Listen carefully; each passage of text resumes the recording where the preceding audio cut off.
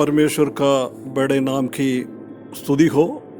परमेश्वर ने एक और अवसर हमारे जीवन में दिया है कि हम ये प्रभात मनन में परमेश्वर का वचन से कुछ बातें मनन करें। पिछले कई हफ्ते से ये रिकॉर्ड कर नहीं पाया। अधिकतर लोग जानता है कि मेरा कैटरैक्ट सर्जरी हो गया था, उसी में थोड़ा आराम कर रहा था। परंतु परमेश्वर का अनुग्रह से और संत लोगों का प्रार्थना के कारण परमेश्वर ने अद्भुत रीति से उसमें से छुटकारा दिया है, दर्शन विजन दिया है। इसलिए मैं आप लोगों को बहुत बहुत आभारी हूँ। पिछले बार हम याद कर रहा था जब उत्पत्ति की किताब 21 अध्याय से कुछ बातें हम मनन कर रहा था। अब्राहम और सराई की घर पे खुशी की वातावरण हुआ क्योंकि परमेश्वर का वायदा के अनुसार उनका घर पे एक बच्चा पैदा हुआ है। वही हम उसी दिन याद कर रहा था।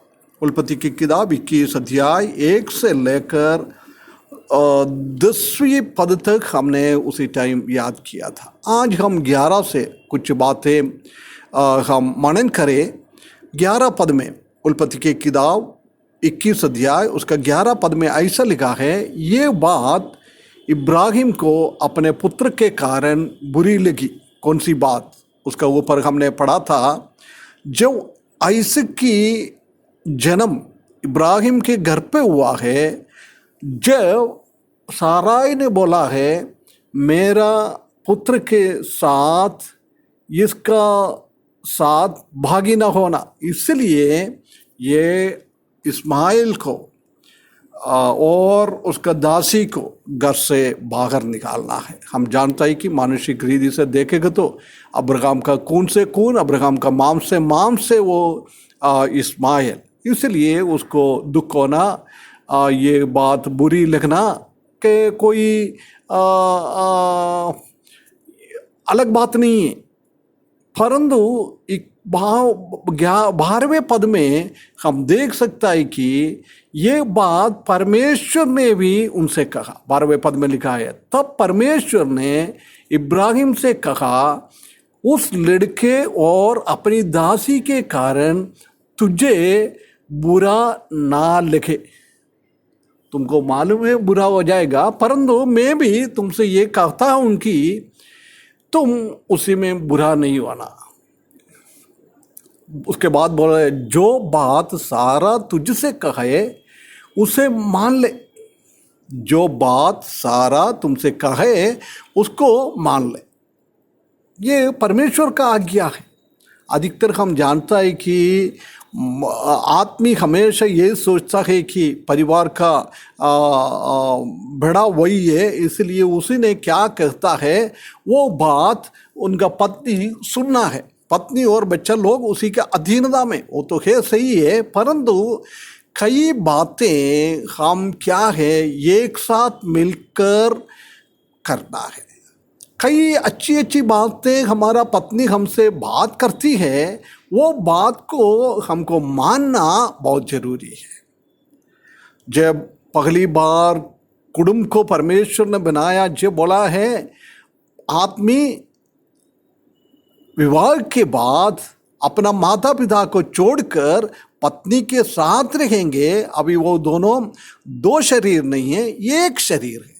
इसलिए वो दोनों साथ साथ काम करना, साथ साथ बातचीत करना, अच्छी बात है तो मानना, बुरी बात है तो उनको समझा के उसी में से अलग होना, ये बहुत जरूरी है। ये परमेश्वर कहता है, मनुष्य का आवाज नहीं है। परमेश्वर बोलता है सारा तुमसे क्या कहता है तुम वो सुन लो, क्योंकि अच्छी बात है। आगे लिखा है क्यों अच्छी बात है वो, क्योंकि जो मेरे तेरा वंश कहलाएगा से इसहाक ही से चलेगा।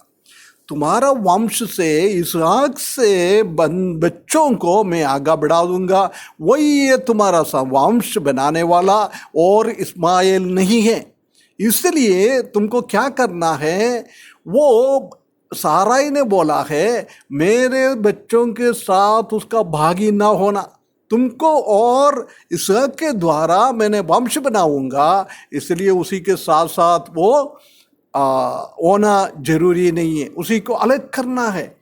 हम दुनियादारी के हिसाब से नहीं चलना है, दुनियादारी से हमको अलग करना है। इस्माइल दुनियादारी को दिखाता है, इसहाक आत्मिकता को दिखाता है। आत्मिक बात और दुनिया की बात एक साथ नहीं होना है, दोनों में एक अलगापन का बहुत बहुत जरूरी है। ये परमेश्वर हमको कहना चाहता है। इसलिए प्रिय भाइयों बहनों, हमारे जीवन में हम हकीकत में आत्मिकता में आगे बढ़ने के लिए परमेश्वर हमसे क्या कहता है, दुनियादारी के साथ हमारा संबंध नहीं होना है, दुनियादारी को हमारे जीवन से हटाना है। एक अलगापन का एक अनुभव हमारे जीवन में होना बहुत जरूरी है ना। उसके बाद 13 पद में लिखा है, दासी के पुत्र से भी मैं एक जाति उत्पन्न करूंगा, इसलिए कि वो तेरा वंश है। मैं सिर्फ ऐसा नहीं छोड़ूंगा, तुम्हारा खून से निकला हुआ है इस्माइल, इसलिए मैं क्या करेगा,